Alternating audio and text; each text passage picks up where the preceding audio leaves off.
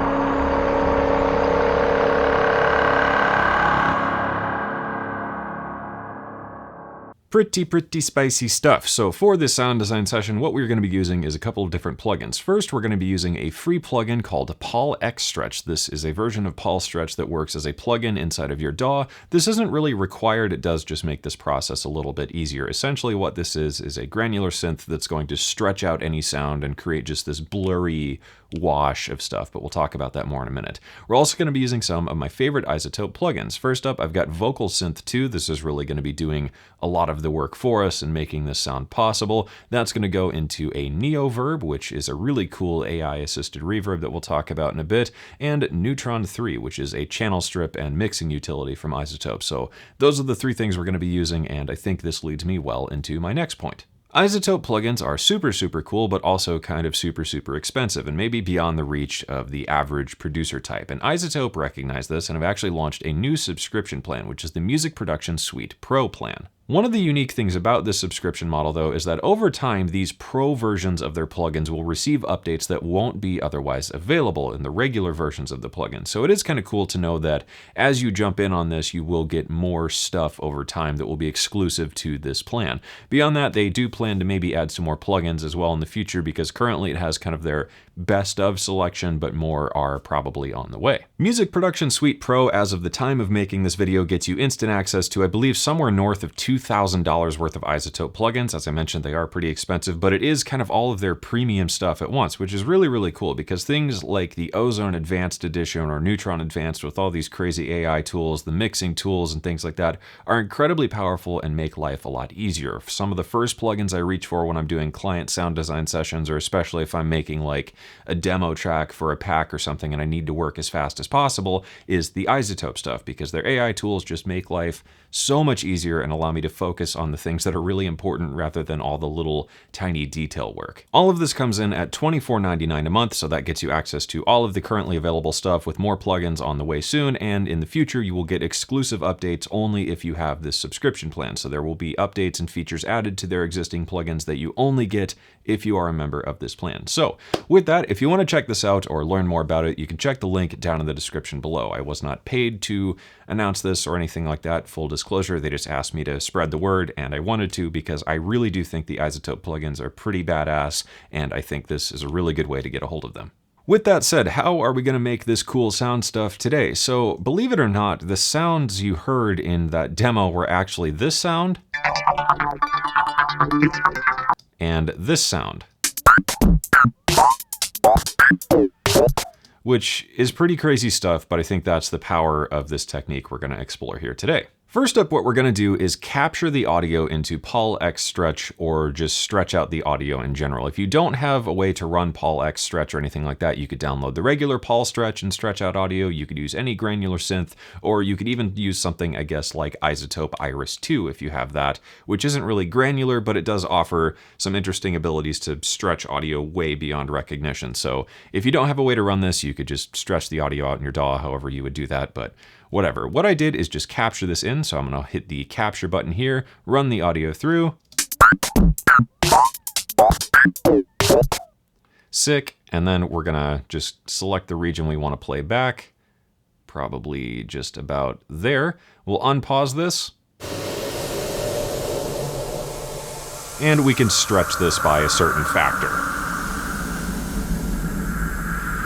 In this case here, I've stretched this by 6, so it's going to be 6 times as long, but the cool thing with PaulX Stretch is it blurs it together in a really interesting way, so with something like Iris or maybe another granular synth, it might be a little choppy and grainy. This is much more smooth, which is going to work really well with the next tool. Here, we've got iZotope VocalSynth 2. This is a super fun and super weird plugin if you really want it to be. Basically, VocalSynth 2 is a combination of several different types of vocoders and vocal morphing tools, as well as a kind of pitch correction tool. It's not quite as deep as something like the iZotope Nectar, which is the full kind of vocal suite. This just has a little bit of the Nectar engine in it, but that's kind of besides the point. What we've got inside here are 5 different vocal engines that we're going to be taking advantage of. We have BioVox, which is kind of roughly emulating the characteristics of the human voice. We have things like the nasal amount, which I believe is kind of a different formant shift sort of thing, and breath, which adds just kind of some airy texture. We've got vocoder, which is just a multimode classic vocoder sound. Vintage, I believe, is probably based on something like the old Moog vocoders. Hard is I have no idea. Smooth is I have no idea. It's just different modes of the same thing, I guess. CompiVox is like a modern digital thing. It's just really bit crushed and rate reduced, so it adds kind of a cool lo-fi vocoder edge to things, but also really works well for things like, you know, modern future bass and trap and whatnot. TalkBox emulates the sound of a talkbox. If you don't know what that is, it's like a classic guitar pedal sort of thing. If you listen to some old 70s rock and prog and whatever, you'll hear TalkBox stuff everywhere. It's a really cool little unit. Sounds a little weird, but it's a lot of fun. And PolyVox over here.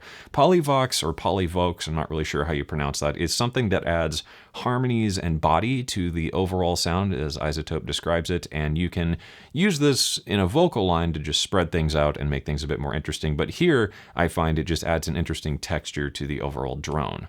So what we're going to do is set this up in MIDI mode. So if we go up here to the mode, we have auto, which is just an auto tune sort of thing, and then it automatically does all the vocodery stuff for you. I want to use MIDI mode. That way I can control what's coming out via MIDI. So we're going to do that in our DAW. The way you do this might be a little bit different. I'll just quickly go through this in DAWg. I've added a blank instrument track, and in the routing here, I went to the plugins and found this VocalSynth 2 plugin on my audio lane, clicked that, and then we just need to make sure everything is up and ready inside of VocalSynth with MIDI mode selected. So with that, now we can play back our audio, and I'll just hold a note.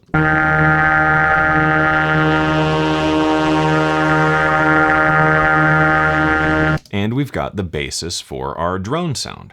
One cool idea with this though is to automate this thing over time. So for whatever reason, I can't seem to like right click and MIDI learn something. I'm not sure why that is. So if iZotope watches this, I do hope you add that in the future. But what I did in DAWg was just move a parameter. So I wiggled these and then MIDI learned them to my controller. So I've got control over the level of each of the engines. So if I move my controller, you'll see the levels move. And for a bit of added interest, I've also tied a couple of the formant shifting parameters. Just wiggle those around here so you can see the BioVox is shifting, vocoder shifts, and then the TalkBox formant should shift, and I believe the PolyVox as well. Yep. So this way I can just move this with my controller over time as I play and get a lot of variety and movement to this drone sound. Below that, I've added just a couple of the built-in effects. I used Distort, just a little tiny bit of distortion just to thicken up the sound a little bit. A filter, which I've mapped to my controller as well over here. So I can just kind of low pass this and clean it up. A little bit of chorus, just a nice kind of lush chorus sound, and that was it. Within each of these engines as well, it is worth noting that you can click these 3 sliders and get access to everything. One particularly cool thing with the BioVox is this vowel filter. So this is like a formant filter in like a modular synth or Serum or whatever. You can actually modulate this as well to get some really weird movements. I like adding the random modulator and bitwig to that, so it'll just kind of scroll through randomly and give me lots of different stuff. We can also control the synth engines. In case you didn't know, a vocoder is kind of like a synthesizer, and we need a carrier and a modulator. So here what we're affecting is the synth side of things, so we can get different waveforms. We can also pitch them around, add some modulation, add some noise, all sorts of stuff, filter them out, and this stands for each of the engines. There are some controls as well for things like the panning and stuff, so we can get these really huge sounds. In the vocoder engine, we actually get control over the band, so that's kind of useful. I may do a future video on VocalSynth in the future as well, if you're interested at all in that, because there's just a lot of other cool stuff to explore here. With that, if we give this a play and start playing some stuff, I'm gonna move some of my controls on my controller and show you what we've got so far.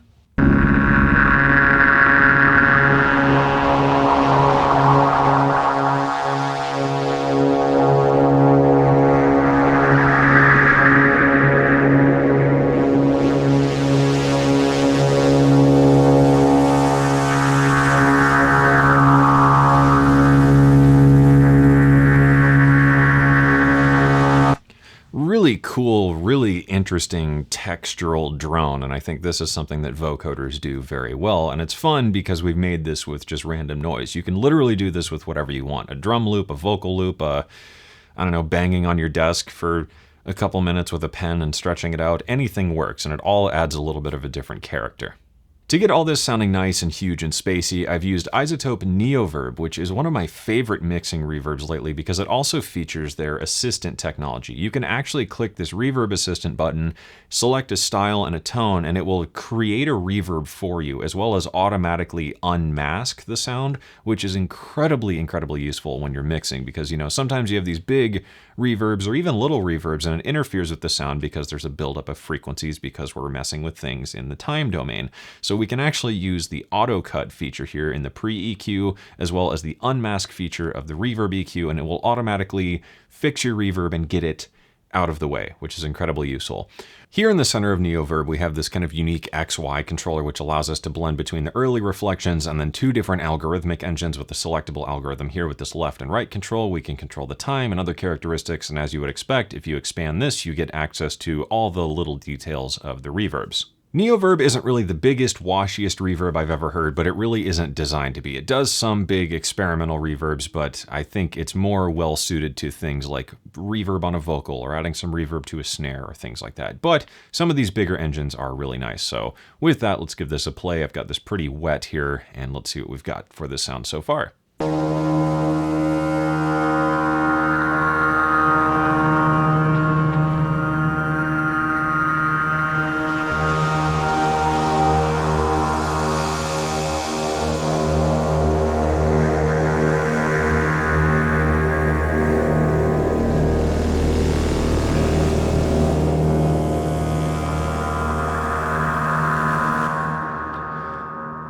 So a pretty cool, washy, expansive sound, and I think DAWg really works well, especially, like I said, for just a utility reverb in a mix situation, especially with the auto fixing tools. It just makes life a lot easier. Finally, to cap this sound off, I've got Neutron here. I've just done a couple quick things. I used 1 band of EQ just to remove some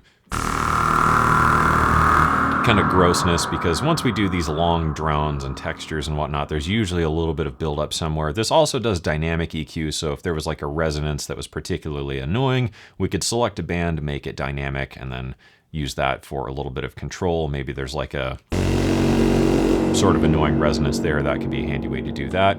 I've got the exciter here. I split this up into 3 different bands. The low band I left alone. Mid band is a retro exciter, blended in, I guess, about halfway. The higher band is a tube tape blend, blended in maybe just below halfway. And a compressor here just to catch any annoying super peaks if I'm playing big chords or anything like that.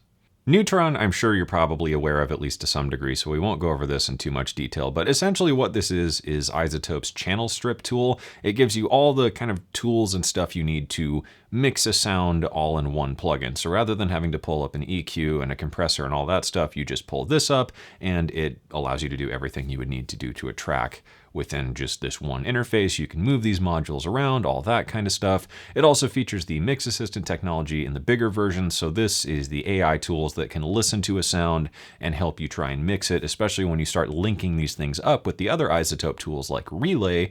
It is incredibly powerful and makes life a whole lot easier. Like I said, this is one of the first things I reach for when I'm working on a deadline, because it'll just look at my mix and kind of fix things a little bit. I can apply some tweaks and we're good, and I can ship it and be done. So with that, and with all of our stuff put together, this is the final result.